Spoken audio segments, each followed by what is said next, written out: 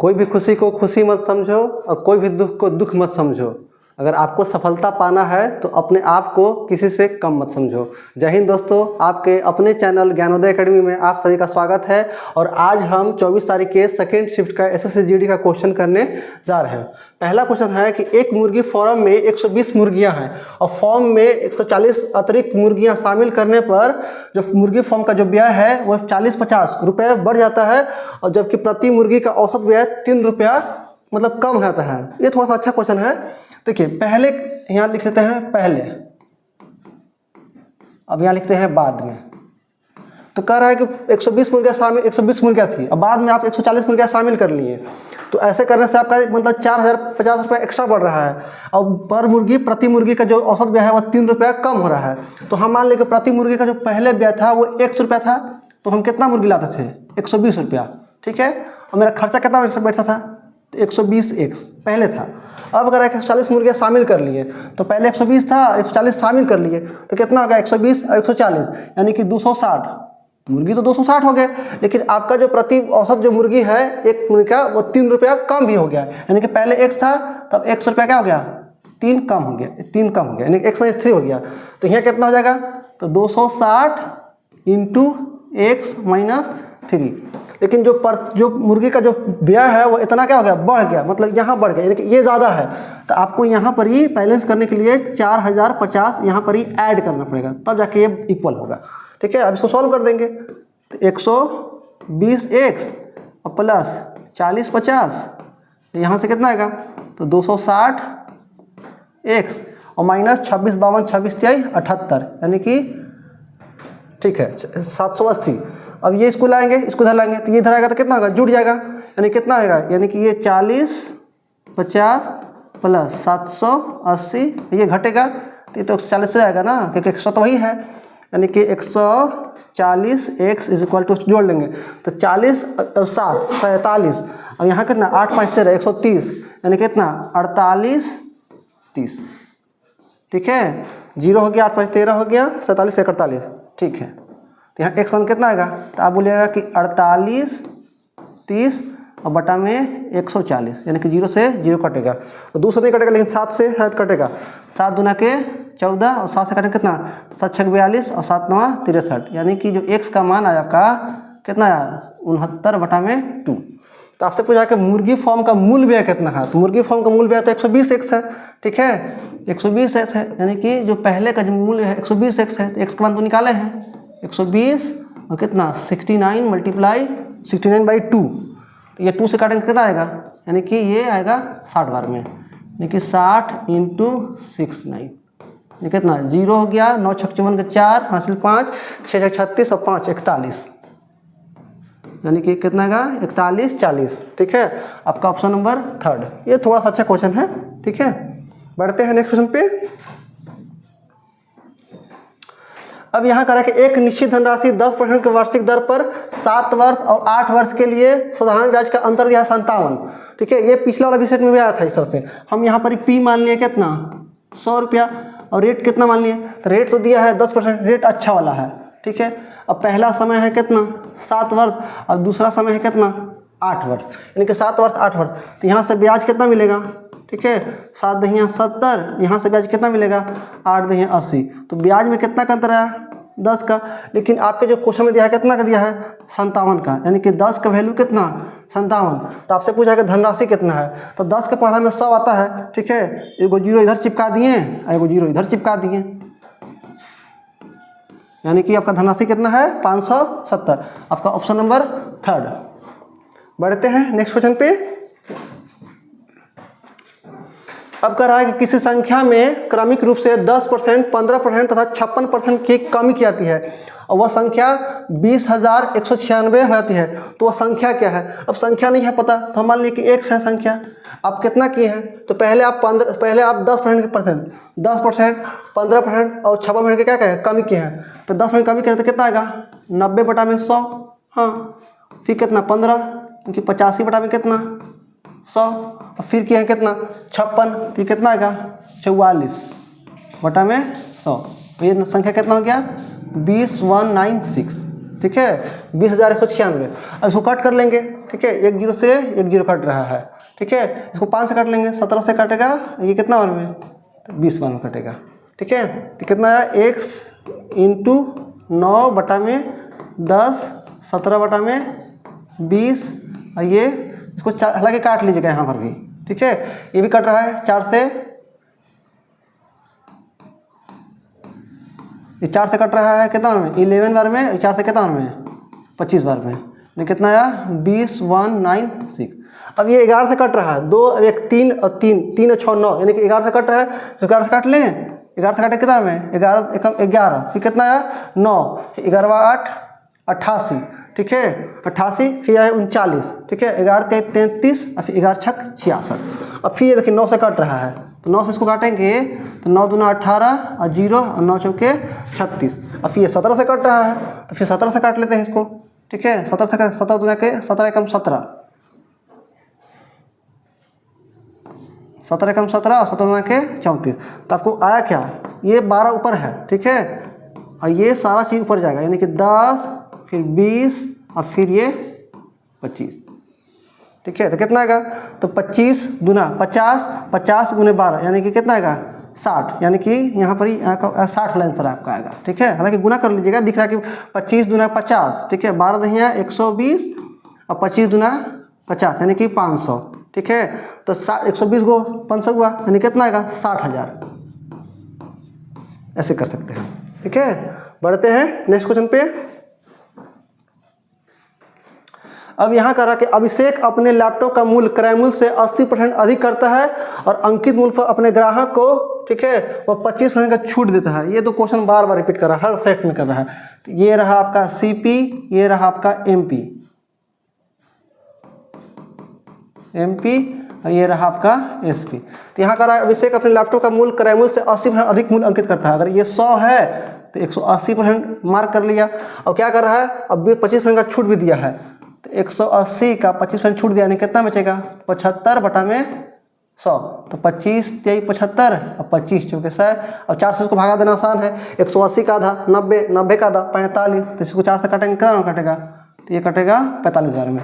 तो कितना है 45 दिया कितना, 3 5 15, 3 चौके 12 अब 1 13। तो 100 का चीज़ आपने 135 में सेल किया, ठीक है। तो कितना का लाभ हुआ, 100 पर जो चीज़ बढ़ेगा वही आपका वृद्धि परसेंट, यानी कि लाभ परसेंट कितना हो गया, तो ये तो दिखने लगेगा कि सर 35% हुआ, ठीक है। काटेंगे नहीं, क्योंकि 100 पर जो वृद्धि होगा वही वृद्धि परसेंट होगा, यानी कि 35% का प्रॉफिट होगा। Option number 3। बड़े क्वेश्चन आगे। अब यहाँ कह रहा है कि ए का A% 9604 है, तो ए का मान कितना होगा, तो ए का A% यानी कि 1/100, ये कितना दिया है 9604। तो यहाँ से कितना आएगा A², और कितना आएगा 9604 इंटू 100। तो ए का मान निकालना होगा, तो ये तो रूट चढ़ जाएगा, यानी कितना 9604 इंटू 100। अब यहाँ पर ही ये तो 100 का वर्गमूल कितना हो जाएगा 10, लेकिन अब यहाँ पर ही दिक्कत है। अगर याद होगा कि 9604 किसका होता है, तो ये आपका होगा 98 का स्क्वायर होता है, ठीक है। तो आप बना सकते हैं कि सर ये तो 98 का स्क्वायर, लेकिन हमको तो नहीं पता है, ठीक है। तो आप यहाँ निकाल सकते हैं, इसके लिए कोई दिक्कत नहीं है, ठीक है। आपको इसे सिखा रहे हैं, उतना पैनिक नहीं होना है। ये तो 10 आएगा। अब 4, तो 9604 का हमको वर्गमूल निकालना है कि ये किसका वर्गमूल है, ठीक है। तो 2 कहाँ आएगा, या तो 2 में आएगा या तो फिर 8 में आएगा, ठीक है। अब आपको देखना है 2 अंक का काम खत्म। अब 96 देखना है कि कौन से 2 संख्या के बीच में है, तो 8 है 64, 9 9 81, यानी कि 81 के नज़दीक है। तो 9 के साथ या तो 92 आएगा, या तो फिर 9 के साथ या तो 2 आएगा, या तो फिर 9 के साथ 8 आएगा। तो 9 को क्या करना है, इसके अगला संख्या से मल्टीप्लाई कीजिए, यानी कि 9 दहिया 90। तो अब 96 जो है 90 से छोटा है कि बड़ा है, तो 90 से बड़ा है, इसका मतलब इसका जो यानी कि 8 आएगा, यानी कि इसका जो वर्गमूल निकलेगा वो 98 आएगा। इसीलिए यहाँ पर कितना आएगा, ये 98। तो ए का मान कितना आया 98 पर 1 0, यानी कि ए का मान कितना आया 980, ठीक है। बढ़ते हैं नेक्स्ट क्वेश्चन पे।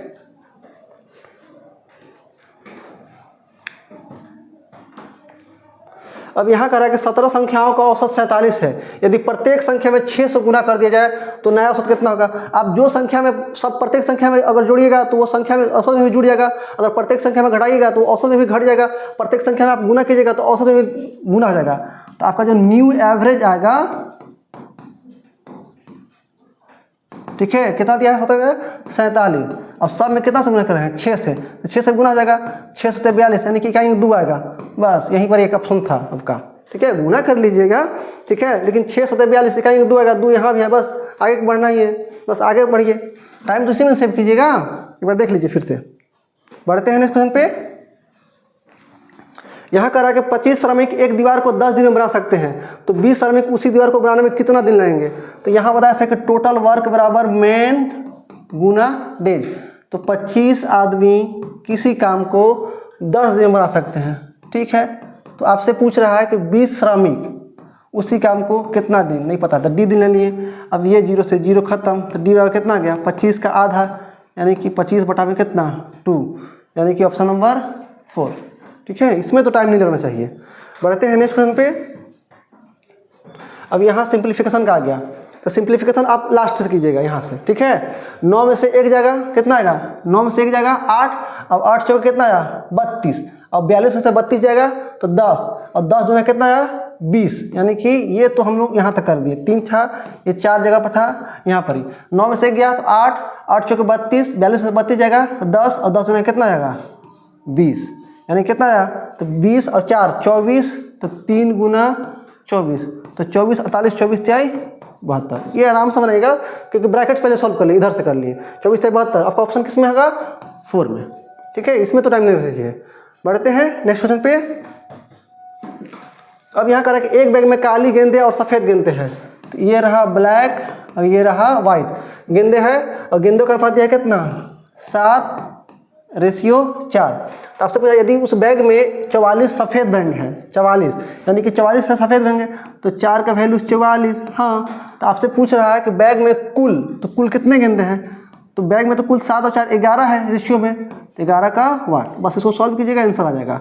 तो 4 से काटेंगे कितना में 11 बार में, तो एक बार कितना आया 1 2 1, 11 का स्क्वायर 121। ये तो एकदम आसान क्वेश्चन था, इसी में टाइम बचाना है, तभी जाके आपको मतलब टफ क्वेश्चन में थोड़ा समय मिलेगा। बढ़ते हैं नेक्स्ट क्वेश्चन पे। अब यहाँ कह रहा है कि ए जो है बी से 4 गुना अच्छा कारीगर है, ठीक है। ये रहा ए और ये रहा बी, ए से ए जो है बी से 4 गुना, तो 1 है तो ये 4 है, तो ये हमेशा क्या दिया है, ये तो क्षमता दिया है, क्षमता दिया है, ठीक है। अब कह रहा है कि और दोनों साथ मिलकर इतना दिन में एक काम को पूरा करते हैं, तो टोटल काम निकालने हैं, टोटल काम कितना, क्षमता गुना समय, समय दिया दोनों का, तो क्षमता भी लेंगे दोनों का, तो 4 और 1 5, और दोनों कितना कर रहे हैं 84 बटा में 15 दिन में, ठीक है। हमसे क्या पूछा है, तो ए अकेला उस काम को कितना में पूरा करेगा, तो ए से करवाना है आपको, ठीक है। तो 5 × 84 बटा में 15, और एक कितना से फिर करेगा, तो 4 के फिर से करेगा, 5 कम 5 और 5 त्याई 15, 4 से काटेंगे इसको, तो 4 दूना के 8, 4 कम 4, यानी कि कितना समय लगेगा एक को करने में 21 बटा में 3 दिन। किस में है ऑप्शन, ऑप्शन तो किसी में नहीं है, ठीक है। एक मिनट,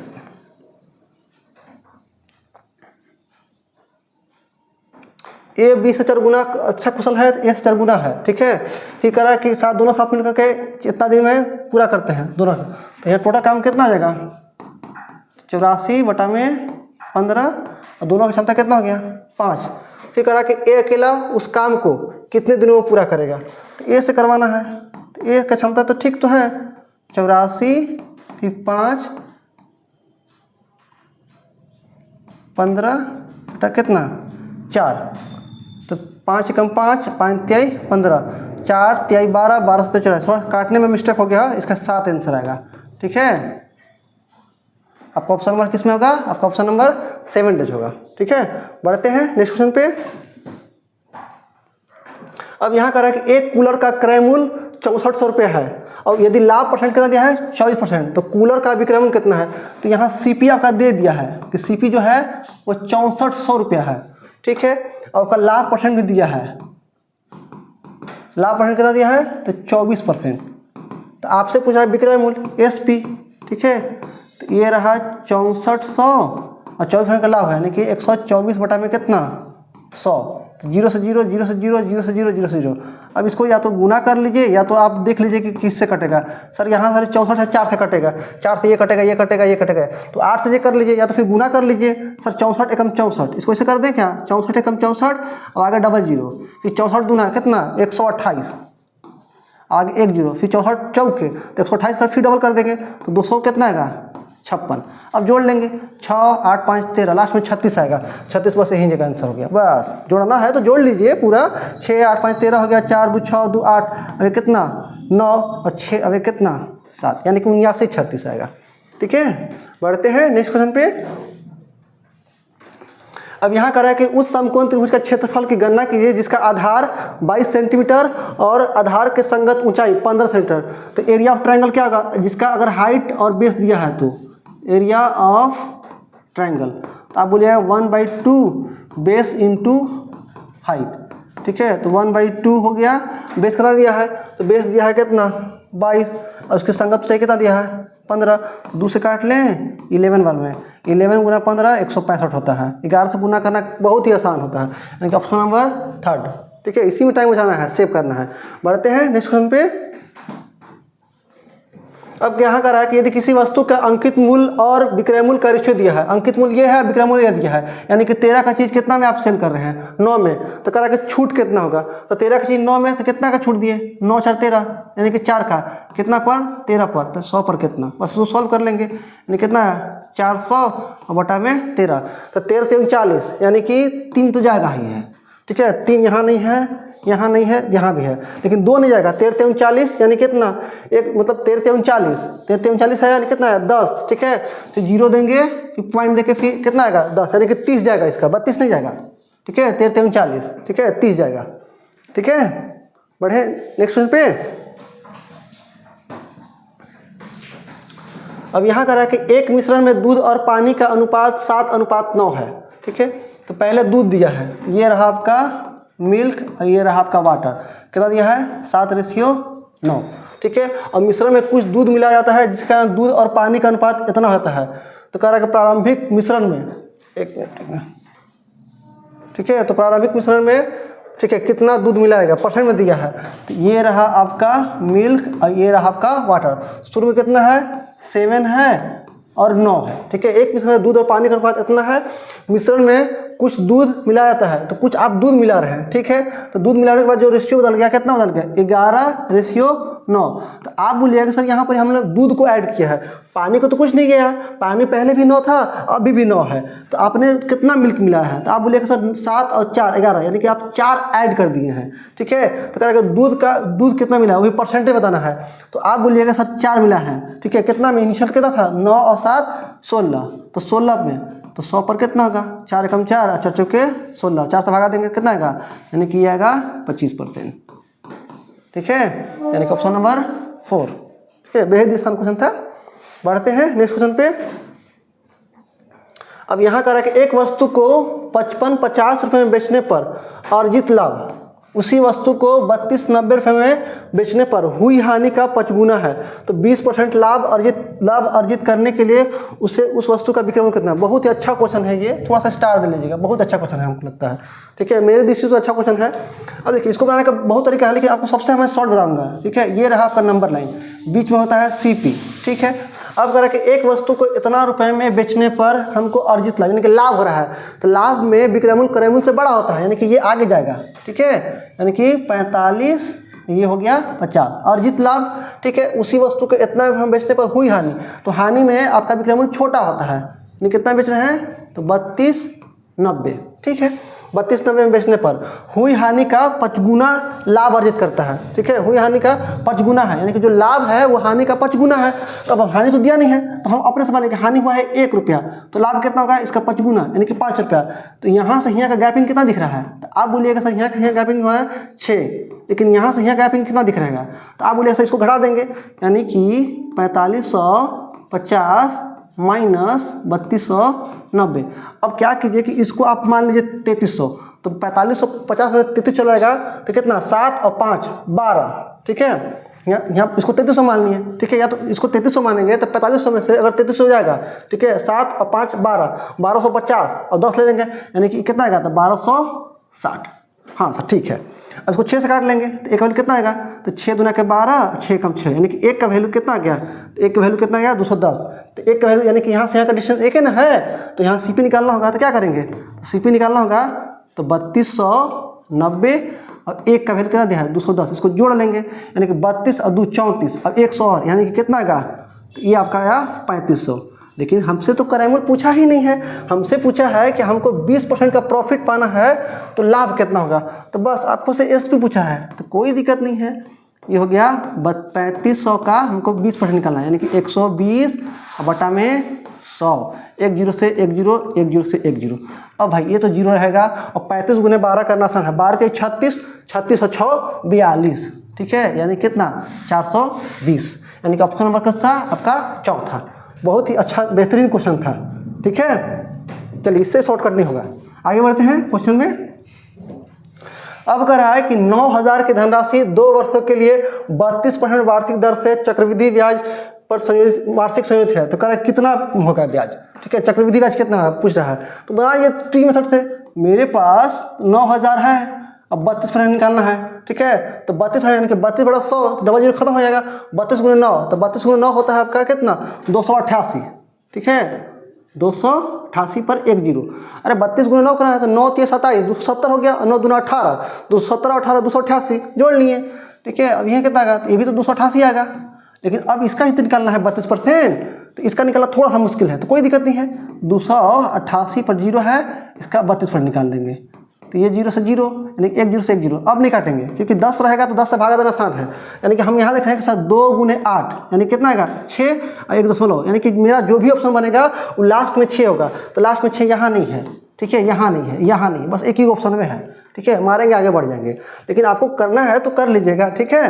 हालांकि हम गुना कर दिखा दें थोड़ा सा, ठीक है, गुना करना भी आसान है, 32 गुने 8 करना है तो 32 गुने 2 कर लिए, तो 32 गुना कितना आएगा 64, अब आगे डबल जीरो, 32 गुने 8 करना है, 8 मतलब 3 को 2, तो 32 का डबल 64, 64 का डबल 64 का डबल कितना 256, 32 का डबल 64, 64 128, 128 का 256 हो जाएगा, तो ये आया 256 और 1 0, फिर 256, इसको जोड़ देंगे तो 6 हो गया, 6 5 11 हो गया, 4 5 9 और 2 11, अब 1 12 का 2 हासिल 1, 6 2 8 अब 1 9, और लास्ट में तो यहाँ आएगा कितना पॉइंट, तो आपका सी आई कितना बना, ठीक है, इसको जोड़ देंगे 28 28 56 1 57, ठीक है, 5760, 8 8 16 हो गया 56, अब इसको जोड़ देंगे कितना आएगा 921.6, लाइक इतना नहीं करना था, ठीक है, यह 8 8 9 7 16 हो गया 6, यानी कि 66 81 6, ठीक है, इतना नहीं करना है, हम यही देख लिए कि 2 6 2 8 16 यानी कि लास्ट में 6 आएगा, लास्ट 6 में एक ही गो है ये अपन, ठीक है।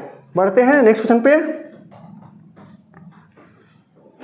अब यहाँ कर रहा है कि सिंप्लीफिकेशन आ गया, ठीक है, 1100 डिवाइड 5 प्लस इतना, तो इसे सोल्व कर लीजिए, तो पहले इसको सोल्व करेंगे कितना आएगा, इसको 5 से भागा देंगे कितना आएगा, तो 5 जा के 10 यानी कि 220, ठीक है, प्लस इसको भागा देंगे कितना, तो ये तो आधा हो जाएगा, 420 का आधा कितना 210, ठीक है, अब प्लस यहाँ पर 550 को 5 से भागा दीजिएगा तो कितना आएगा, यानी कि 110, अब जोड़ लेंगे 20 रुपया 10 रुपया 10 रुपया यानी कि 40 रुपया, तो लास्ट में भाई 40 आएगा, 40 आपके पास एक ही गो है, ये है, ठीक है, इसी में टाइम सेव करना है, ठीक है, जोड़ लीजिएगा।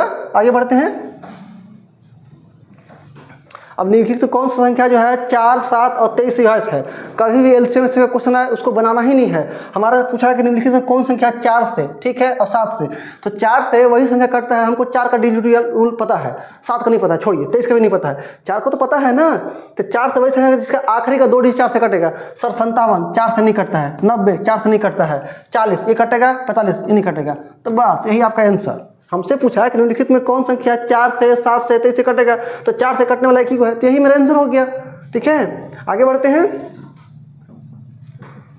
अब यहाँ कह रहा है कि एक चोर 2 बजे, ठीक है, 2 PM मतलब शाम हो गया, 2 PM पर एक कार चुराता है और 70 किलोमीटर प्रति घंटा की चाल से मतलब चला के भागता है, और चोरी का पता आपको 3 बजे चलता है, तो चोर चोरी करेगा तो भाई थोड़े वेट करेगा कि हमको कोई पीछा कर रहा है, तो भाई चोरी करके भागत रहेगा, ठीक है। आपको 3 बजे सूचना मिला, तो आप क्या किए, उसका पीछा करने के लिए आप 105 किलोमीटर प्रति घंटा के रफ्तार से उसका पीछा करने लगे, तो आपसे पूछा है कि मालिक कितने बजे चोर को पकड़ लेगा, ठीक है। अब देखिए यहाँ पर चोर था, ठीक है, अब ये जो है चोर जो है वो 2 बजे 70 किलोमीटर प्रति घंटा के चाल से मतलब गाड़ी चला के चोरी करके भाग रहा है, आपको मालूम चला 3 बजे, तो आप कहिएगा कि सर 3 बजे तक कितना दूरी भागा, यानी कि यहाँ से चोरी हुआ होगा, ठीक है, यहाँ से चोरी हुआ तो ये तो रुका नहीं रहेगा, तो भागेगा, ठीक है, तो ये कितना दूरी चाहिए, 1 घंटा में वो 70 किलोमीटर दूरी भाग जाएगा, क्योंकि 70 किलोमीटर से भाग रहा है, तो अब चोर यहाँ है, 3 बजे, अब आप यहाँ हैं, ठीक है, और मालिक यहाँ है, क्योंकि अब जो चोर भागेगा 3 बजे तो 1 घंटा में वो इतना दूरी तय कर लेगा।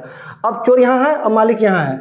अब चोर भागेगा 70 की स्पीड से, 70 किलोमीटर के प्रति घंटा के स्पीड से, तो मालिक कितना भागेगा 105 किलोमीटर प्रति घंटा के स्पीड से। अब इसी टाइम को ना क्या कवर करना है, अब भागेगा अब चोर भागेगा 70 तो मालिक भागेगा 105, यानी कि 35 किलोमीटर का लीड लेगा, ठीक है। तो हमको 70 किलोमीटर का लीड लेना है, तो हमसे निकाल लेंगे यहाँ पर समय कितना लगेगा, ठीक है। अब ये 3 बजे हम लोग दोनों का टाइम सेम कर दिए हैं, तो अब कितना इससे आगे है चोर मालिक से 70। अब ये भागेगा 70 तो ये भागेगा 105, तो अंतर कितना आएगा, तो 105 माइनस 70 यानी कि 70, यहाँ कितना 35, यानी कि मालिक जो है चोर को 2 घंटा में पकड़ लेगा। तो टाइमिंग बताइए, टाइमिंग तो जिस टाइम पर दोनों साथ चलेगा, यानी कि चोर भी 3 बजे तक यहाँ पहुँचा, मालिक भी 3 बजे पूछा कर रहा है, यानी कि 2 यानी कि 3 बजे, यानी कि 3 बजे में 2 जोड़ देंगे, यानी कितना बजे चोर पकड़ाएगा, तो ये चोर पकड़ाएगा आपके पास 5 बजे, ठीक है। ऑप्शन कौन सा होगा, ऑप्शन नंबर 2 देख लीजिए, ठीक है।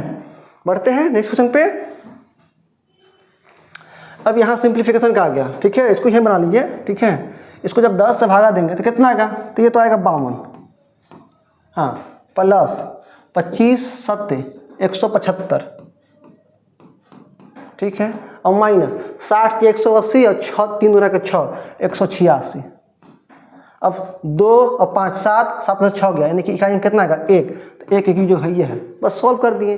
बाकी करना होगा तो कर लीजिएगा, उससे कोई दिक्कत नहीं है, लेकिन इकाई में देखें कि यहाँ 5 और 2 7 7 में 6 गया, 1 आएगा, तो 1 आपका एक ही जगह ऑप्शन में है, तो वही मेरा आंसर, ठीक है। बाकी पूरा सॉल्व करना होगा तो कर लीजिएगा, ठीक है। आपका कंप्लीट हो गया 20 क्वेश्चन। आपको अच्छा लगे तो लाइक कीजिए, अपने दोस्तों के साथ शेयर कीजिए। मिलते हैं नेक्स्ट वीडियो में, तब तक बाय।